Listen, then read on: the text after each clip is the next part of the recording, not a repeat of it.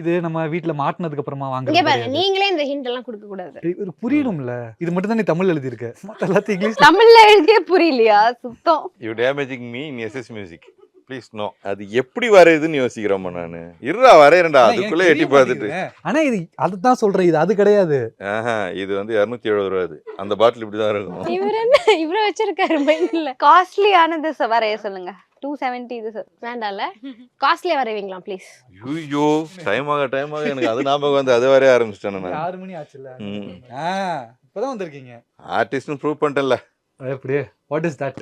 அந்த பால் குடிக்கிறதுக்கு We are not மருந்துலாம் asking about what ஊத்துவாங்க. this equipment will Sorry, actually do. இந்த இடத்துல நான் வந்து சொல்லி ஆகணும். எழுதி இருக்கிறத தான் சொல்றேன். பாலாடை. அதுக்கெல்லாம் அது பாலாடை. இங்கிலீஷ்ல சொல்லணுமா? இல்ல இல்ல இல்ல, தமிழ்லயே சொல்லுங்க. பாலாடை தான், பாலாடைன்னு பாலாடை சொல்லுவாங்க. தான். ம். ஓகே, சங்கு. சங்குன்னு சொல்றோம். அதுக்கு இவன் என்ன தெரியுமா சொல்றான், வீட்டுல மாட்டினதுக்கு அப்புறம் உனக்கு ஊதுவாங்களா அது எழுதாதான்றான். அவரு அதான் வரைஞ்சாரு முதல்ல. சங்கு போடுறாரு பெருசுதான் அப்படி அழகா.